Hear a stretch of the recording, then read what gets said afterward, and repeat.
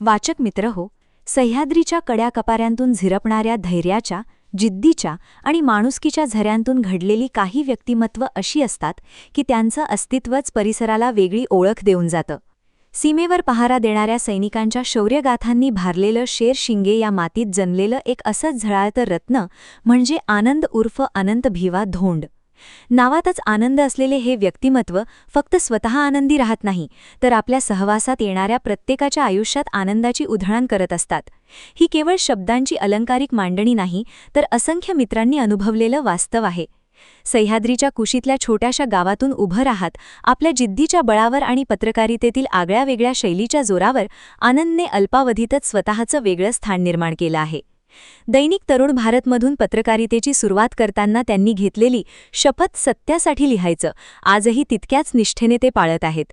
Live Maharashtra या digital माध्यमातून त्यांनी आधुनिक पत्रकारितेची दिशा पकडली, तर कोकण लाईव्ह ब्रेकिंगमध्ये काम करताना मुख्य संपादक सीतारामजी गावडे यांच्या मार्गदर्शनाखाली त्यांच्या प्रतिभेला नवा आयाम लाभला. पण इथंच ते थांबणार नव्हते. कोकण दर्शन डिजिटल मीडिया या स्वतःच्या व्यासपीठातून त्यांनी आपल्या कर्तृत्वाचा झेंडा रोवला. वाडी वस्तीतील सामान्य माणसाचे प्रश्न उचलून धरणारा, अन्यायाविरुद्ध आवाज बुलंद करणारा आणि समाजाच्या वेदनांना शब्द देणारा हा पत्रकार म्हणजे केवळ बातमीदार नाही, तर तो जनतेचा खरा प्रतिनिधी आहे. ज्याच्या लेखणीत धार आहे पण मनात ममत्व आहे, शब्दात आक्रमकता आहे पण कृतीत करुणा आहे.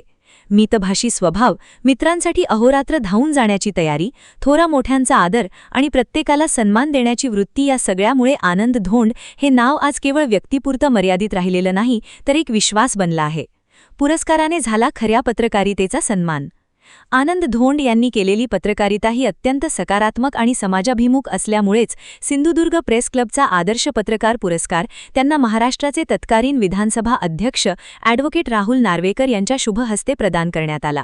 खरं तर हा पुरस्कार म्हणजे केवळ पुरस्कार नव्हे, तर आनंद यांनी आपल्या पत्रकारितेतून अन्यायग्रस्तांच्या जीवनात व वंचितांच्या जगण्यात निर्माण केलेल्या आनंदाची प्रचिती आहे.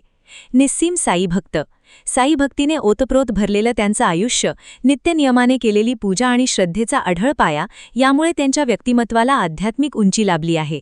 आणि आता त्यांच्या आयुष्यात आलेली लाडकी सोनपरी ओवी ही छोटी लक्ष्मी, या छोट्या परीच्या आगमनाने त्यांच्या संसारात नव्या आनंदलहरी उसळल्या आहेत.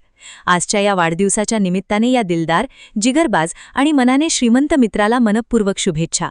प्रिय आनंद, तुझ्या आयुष्यात आनंदाची उधळण कशीच कायम राहो, तुझी लेखणी अधिक धारदार होवो आणि श्रीदेव पाटेकर व उपरलकर यांचा आशीर्वाद तुझ्या पाठीशी सदैव राहो. हीच वाढदिवसानिमित्त मनपूर्वक शुभेच्छा. आनंद या नावाला साजेसं हसू तुमच्या ओठी राहो, यशाच्या शिखरावर तुमचं पाऊल सदैव पुढे जाओ. मैत्रीची ही गाठ अशीच घट्ट राहू दे आयुष्यभर. वाढदिवसाच्या शुभेच्छा मित्रा, सुख तुमच्या दारी नांदो भरभर. शब्दांकन प्राध्यापक रुपेश पाटील.